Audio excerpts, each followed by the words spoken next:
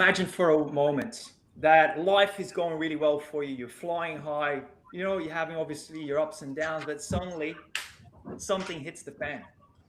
You suddenly been sit down after you had a seizure, and you're sitting down with a doctor, and they're going to basically give you a verdict, and it doesn't look pretty. What do you do?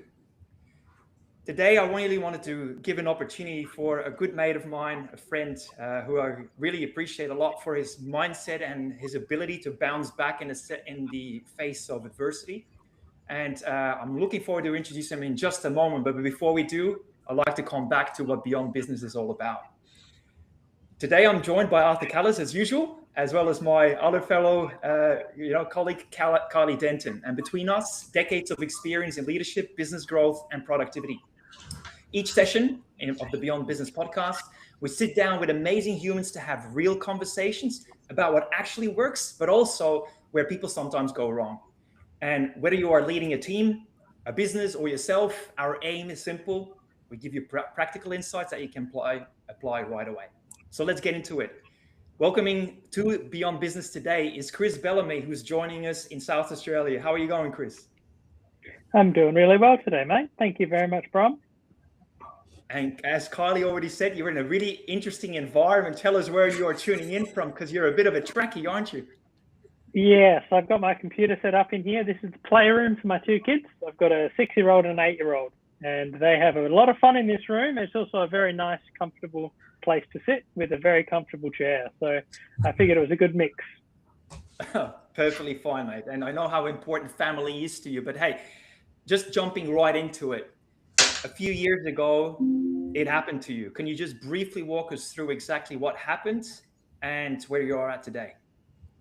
Absolutely. And if anyone else here has any questions, just feel free to ask while I'm talking. So I was on my way to work one day. I was driving down south. It's a fairly long way to drive in Adelaide.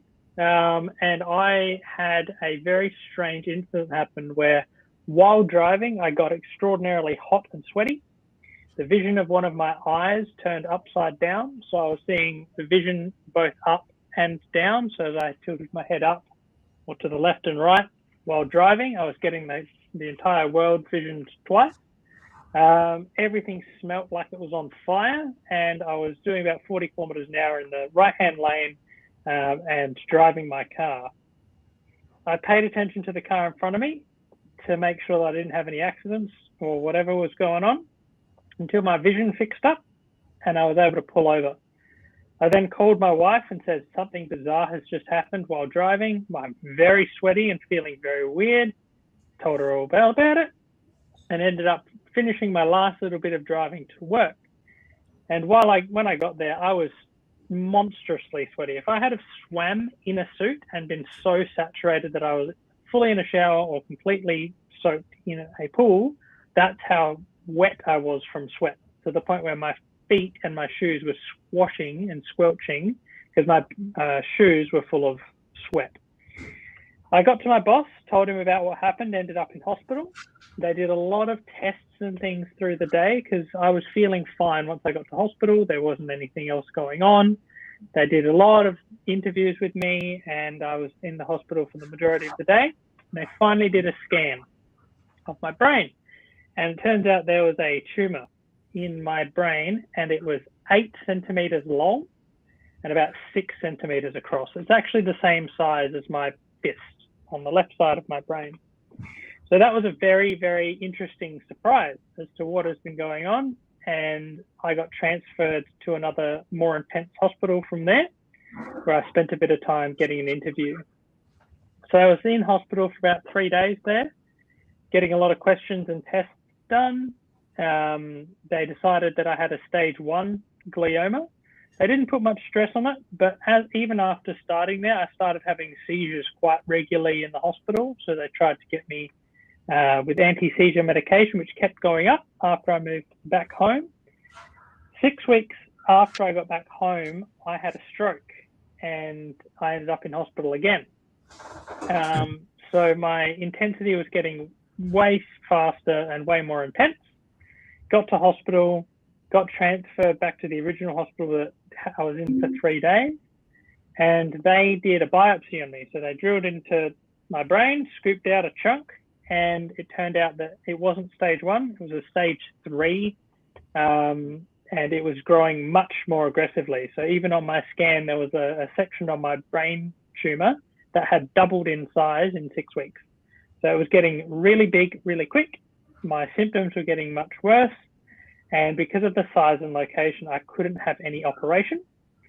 So I had to come up with some of the other options.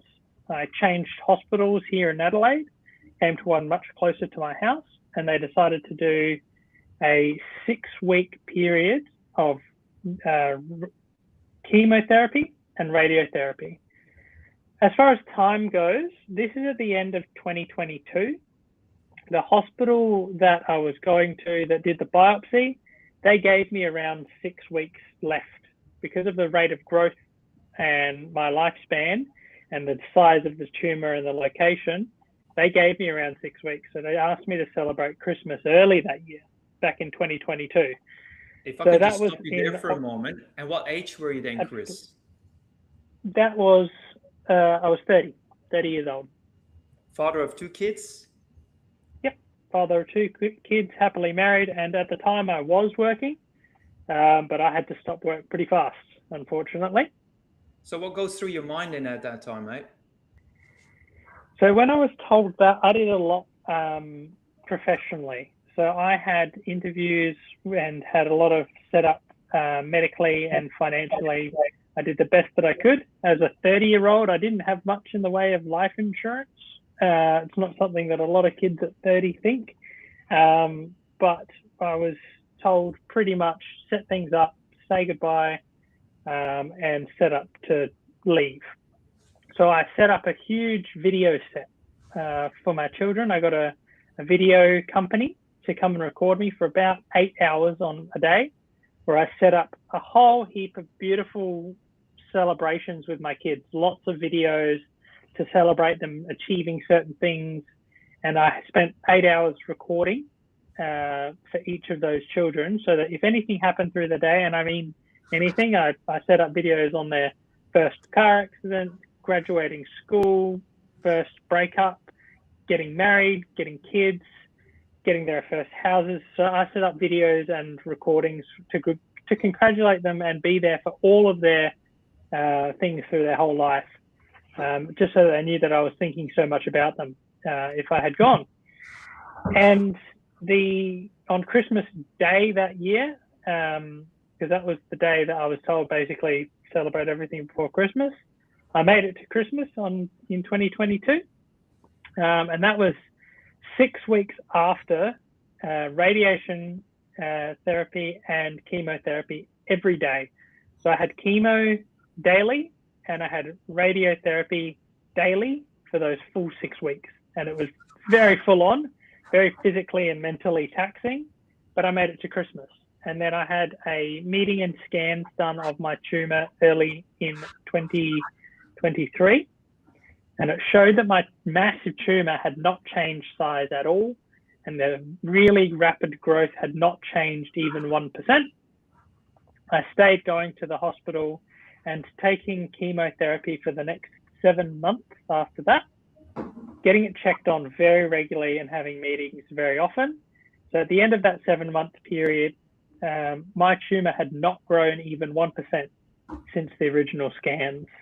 So I was feeling a lot better. There for a moment, Chris. Mate, first of all, wow. You were giving 6 weeks and you're well and truly beyond it. Something must have obviously kept you in the game. Before we pass it over to Arthur and Kylie to also ask you a few questions, like what has kept you in the game for that long, even though the medical practitioners roll you off in a way? So I had medical professionals looking after me. I had chemo, I had naturopaths, I had spiritual healers that I was listening to and meeting and doing so much and listening to advice from pretty much anyone I could find to get another day. At that stage, one more day was a win. So I got to wake up, see my kids, and I was like, thank you so much. I've got another day to spend time with my children and my wife. So I was winning. Every day, every single day was a victory, and getting through it and taking all of my naturopaths all of my spiritual healing, everything meant something. So I did it all. And I was eventually able to get back to work as well. And I was able to get back to work and start working again. Never full time, but being able to work at all felt really special after being so incapable of functioning for so long. It was really exciting that I was able to get back to work. Wow. Kylie or Arthur? Tremendous story of resilience, Chris. Great to still have you on this beautiful earth, and I'm sure your family is even more grateful, and well done on battling through. I mean, that's a long time ago now, so that's 4 years ago now. I hope the situation is obviously stable and improving, and not sure where that's at, the status. Is it all stable at the moment? You're all good? Things have changed. So medically, July last year, there were 2 days in July. The first day I had a seizure so intense that the muscles on my back crushed my spine and gave me 3 fractures in my spine, which was my first day having to come out of work again. 2 days after that one, I had another seizure where I lost my ability to speak and function. And I ended up in hospital to get more assessments done of that. So I had what was called radiation necrosis. So from my radiation treatment, I had a section of radiation necrosis that came up. So on one end of my tumor, there was a large unwelcome spot, and that has been transferred and treated for 4.5 months since late last year, so late 2025. Okay. So, so it sounds like there's a potential constant in the back of your mind, when and what if. So, yes. So dealing with that duress, it would not be easy, but look, let's keep the conversation flowing in terms of we're here, we're present, and you're doing well. In the spirit of Beyond Business, in terms of this podcast, you were working, and whilst I don't want to ignore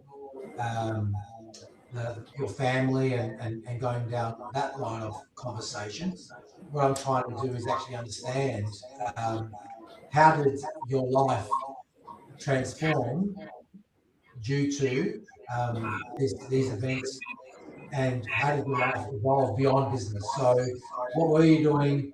You said you're now kind of back working a little bit. Is it with the same employer? How's that event altered the course of your business life? And how are you, keeping yourself active with that part of your life? So that's one of those 2 questions. And the other question I probably want to ask is, despite all the challenges and the shifts with work and life, had this not occurred to you, and obviously you adopting a new perspective and prioritization of things in terms of importance, knowing all that, what should everyone do in their busy working lives as a non-negotiable? So for me, I'm very appreciative for very minor things.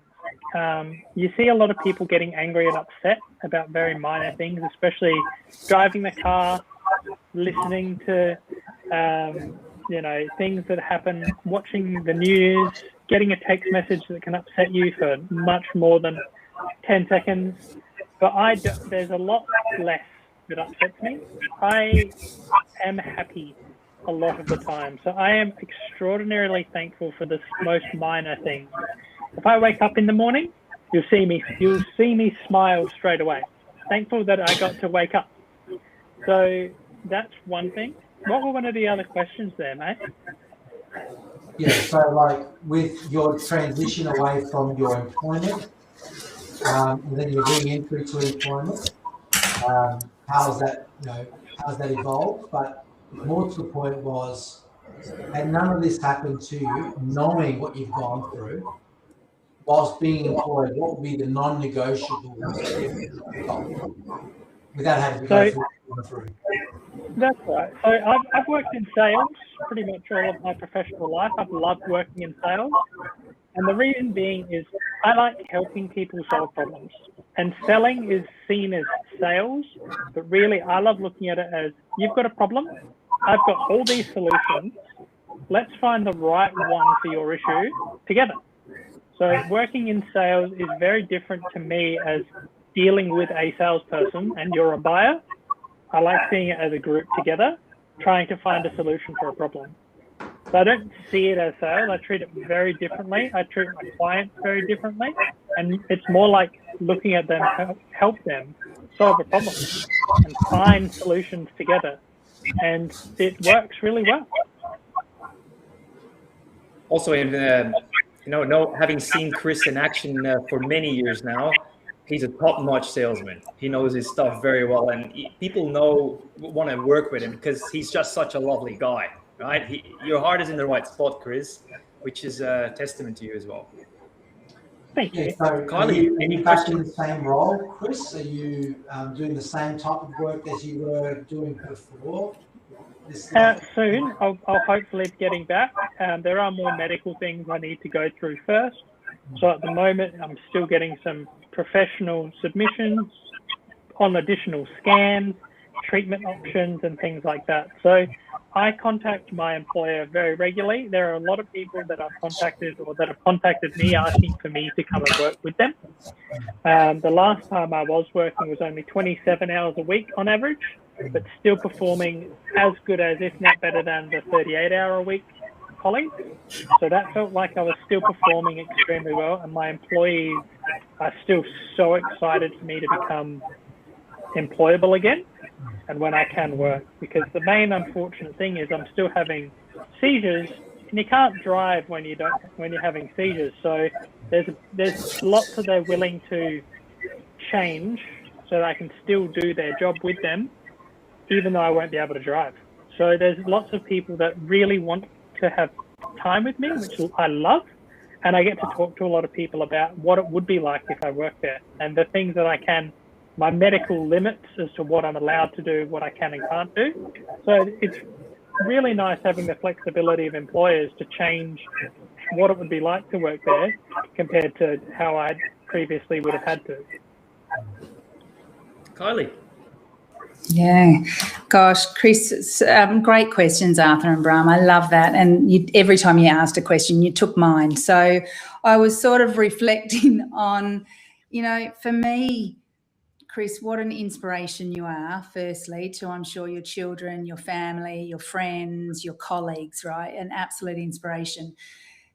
Because, this is what we talk about, I think, as leaders, is we have to be resilient and we have to have the right mindset and we have to, have the right people around you and, be prepared and happy and grateful and all of those amazing things that you're doing, which I think is absolutely all of those beautiful qualities we want to see in a leader as well, or entrepreneurs or business owners. So you've shown up with that true self-leadership yourself, which is just inspirational. But for me, I think now, what your life's purpose might have been before this diagnosis might be slightly different to what your life's purpose is now. And what is your life's purpose now after going through something like you've done?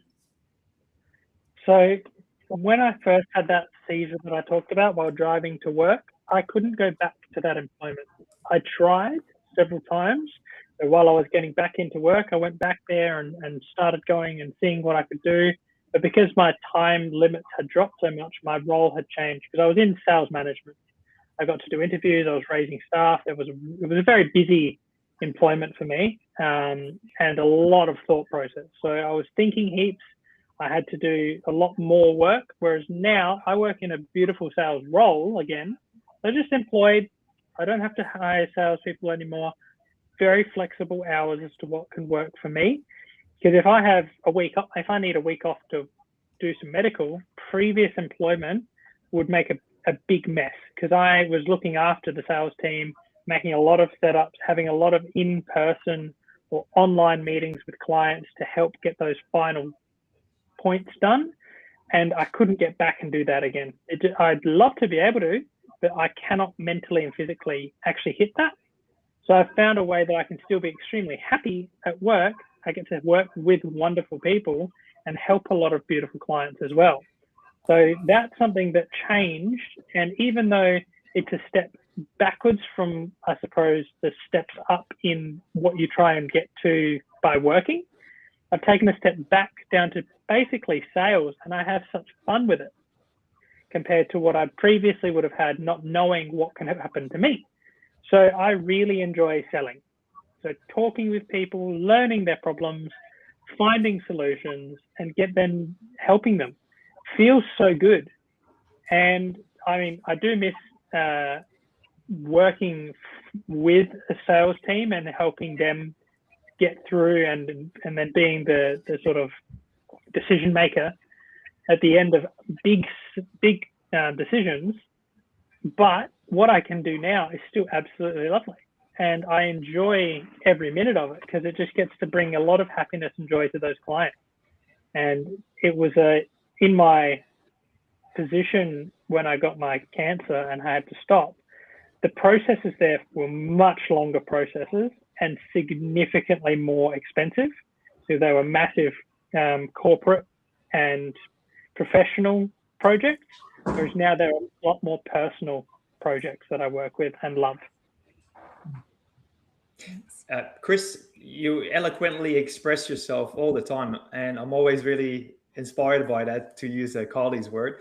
I'm just wondering, like, your priorities these days, like that's something that my colleagues touched on with you. Where does it lie now? How has this thing transformed you in your current being? So one thing that's changed a lot is what gets done at home. So as far as my poor wife, who can still drive, take the kids to school, pick up the kids, do all sorts of things, she has so much more on her mind from early morning to late at night, looking after everything she possibly can. So still working full time, looking after the kids, getting them sorted, doing all these sorts of things, because I unfortunately have massive memory issues after my treatment and through my process and recovery from my particular cancer. So she is outstanding. She's actually amazing at what she can remember, whereas I can still help. I love cooking. So cooking at night for the kids, getting the kids ready in the morning for school. I love looking after them. I love getting them into bed. I tuck them both in at night, give them their beautiful goodnight dreams, and looking after things around the house, our pets, our family. So we've got the 3 pets. We've got a dog, a cat, and a snake. I look after them. I do anything that needs to be done.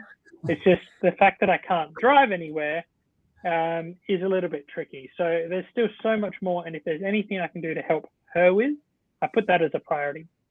So before I do anything else, I ask her, is there anything you need me to do?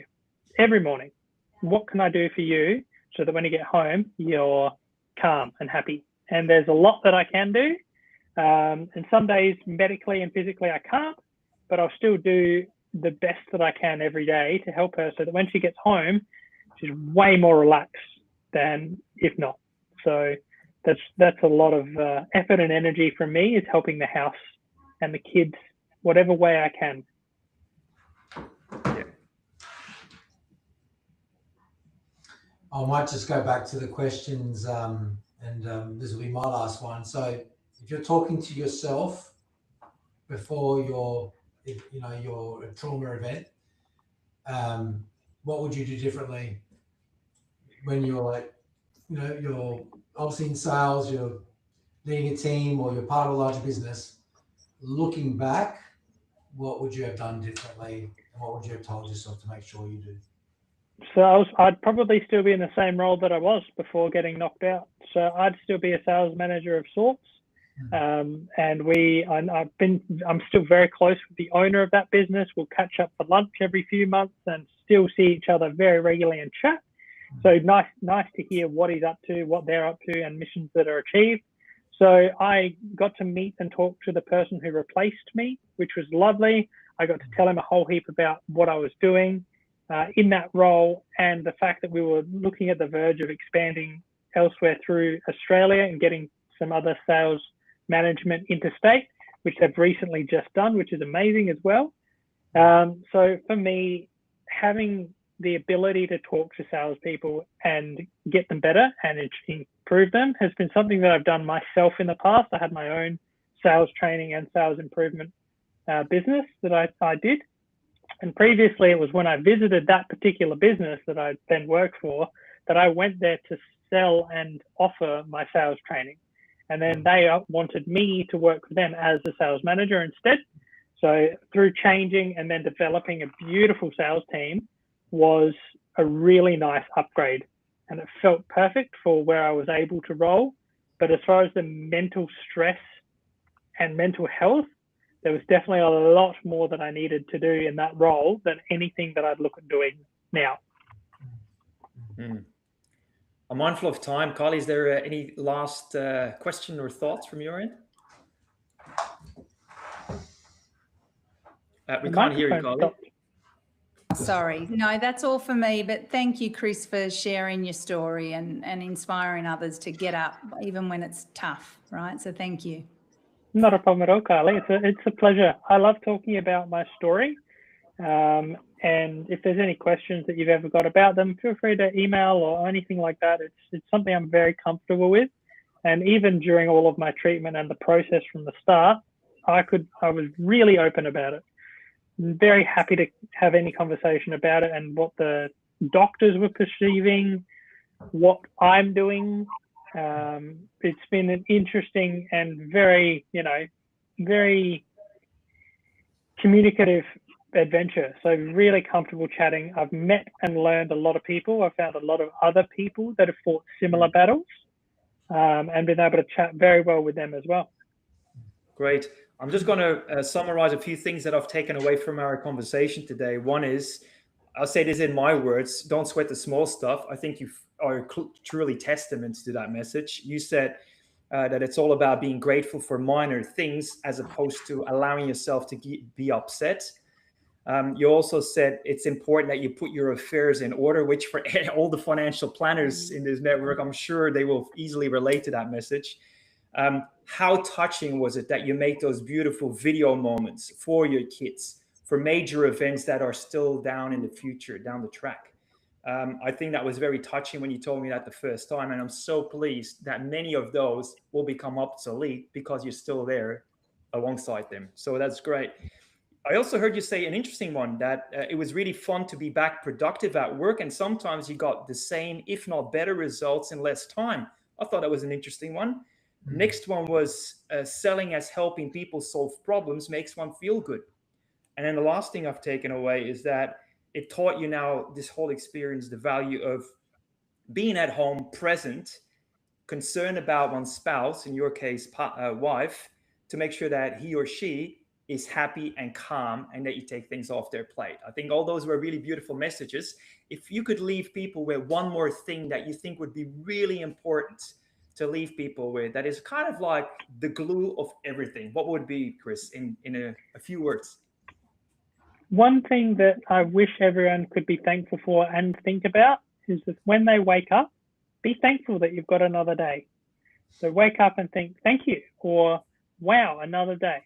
It doesn't matter if it's against your favorite weather. It could be raining when you don't like rain. It could be hot when you don't like the heat. If you wake up, it's actually worth smiling. The fact that you've got an extra day is amazing and incredibly thankful to be for that.